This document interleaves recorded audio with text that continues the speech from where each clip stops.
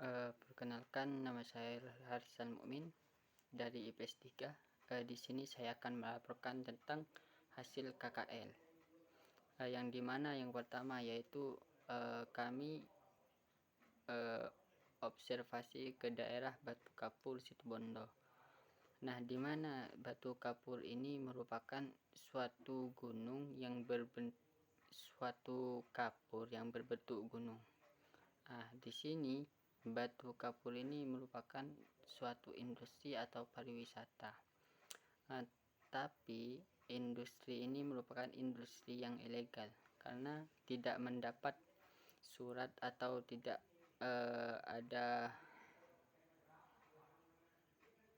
ada pengesahan dari negara, jadinya disebut yang ilegal. Bagaimana terbentuknya Batu Kapur? Batu kapur yang terbentuk oleh batuan sedimen karbonat sebagian besar terdiri dari mineral kalsit, dan batuan kapur terbentuk jika batuan tersebut mengendap dari air yang mengandung kalsium terlarut. Jadilah reaksi biologis dan filosofis yang mengakibatkan terbentuknya batu kapur. Untuk yang kedua yaitu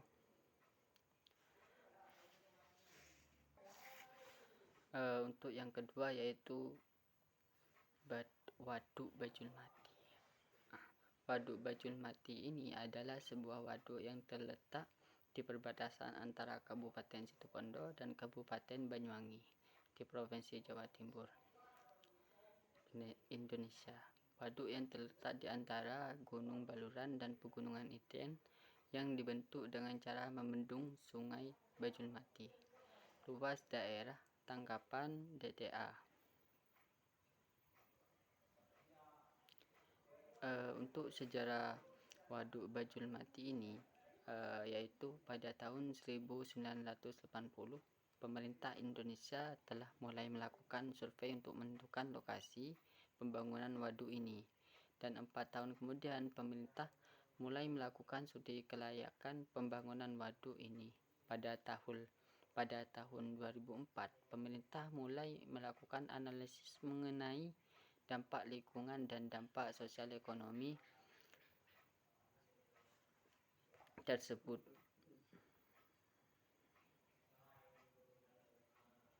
Dan pada tahun 2008 mulailah dilakukan penggalian dan pembuatan pondasi bendungan. Pada tahun 2010 pembangunan waduk ini dihentikan sementara karena adanya rembesan di fondasi yang telah selesai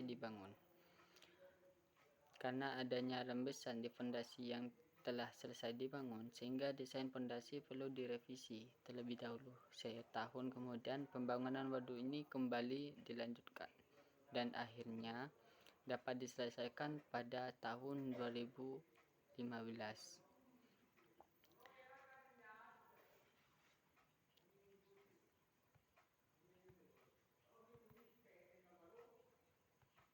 Untuk yang keempat yaitu Taman Nasional Baluran. Taman Nasional Baluran adalah salah satu taman nasional di Indonesia yang terletak di wilayah Banyu Putih, Situbondo, Jawa Timur, Indonesia. Namanya diambil dari nama gunung yang berada di daerah ini, yaitu Gunung Baluran. Awalnya kawasan Taman Nasional ini ditetapkan sebagai hutan lindung pada tahun 1930 oleh Direktur Kebun Raya Bogor yang bernama K.W. Damerman. Statusnya kemudian diubah menjadi Suaka Marga Satwa oleh Gubernur Hindia Belanda pada tanggal 25 September 1937.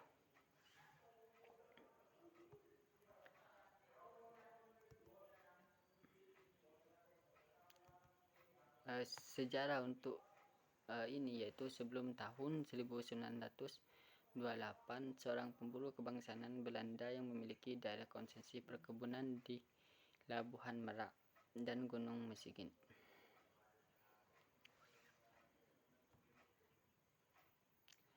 Untuk luas kawasan yaitu ada beberapa zona, yaitu ada 4 zona, yaitu zona inti, zona limba, zona pemanfaatan intensif dengan luas, zona pemanfaatan khusus dengan luas. Nah, di sini ada 4 zona. Yang satunya itu zona inti. Zona inti ini mempunyai luas yaitu 12.000 ha hektar. Untuk yang kedua yaitu zona rimba seluas 5.537 hektar. Dalam kurung perairan yaitu 1.063 hektar dan daratan 4.574 hektar. Untuk yang ketiga yaitu zona pemanfaatan intensif dengan luas 800 hektar. Untuk yang keempat yaitu zona pemanfaatan khusus dengan luas 5.780 dan zona rehabilitas seluas 783 ha.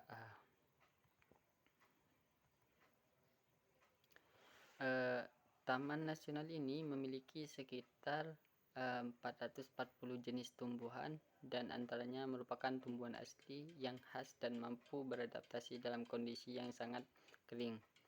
Tumbuhan khas tersebut adalah Widorobukol, mimba, pilang.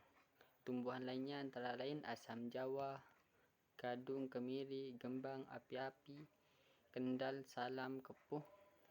Untuk satwa tersendiri yaitu ada 26 jenis mamalia, diantaranya yaitu ada banteng, kerbau liar, ajak, kicang, rusa, macan tutul Jawa, kancil, kucing bakau. Untuk jenis satwa sebagian burung yaitu ada 155,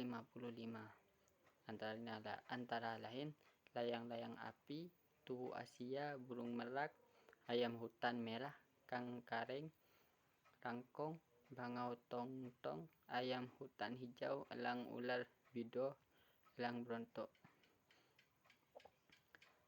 Untuk yang ketiga yaitu di daerah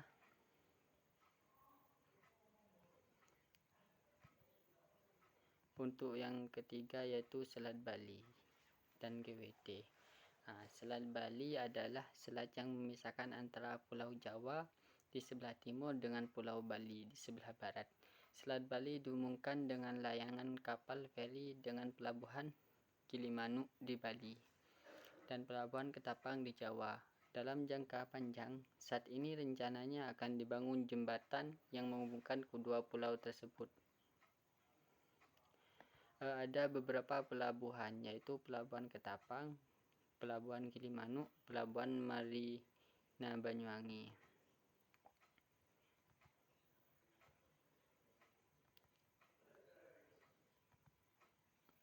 Potensi, ada beberapa potensi yaitu ada pantai, ada bawah air, ada insiden.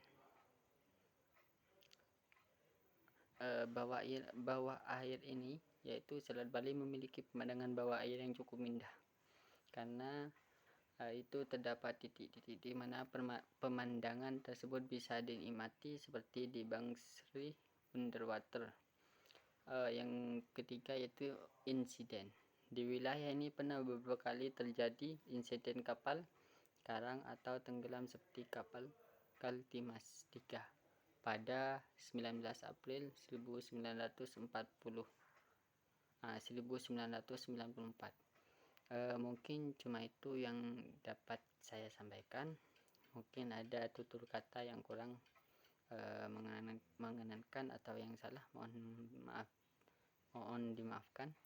Kurang lebihnya, wassalamualaikum warahmatullahi wabarakatuh.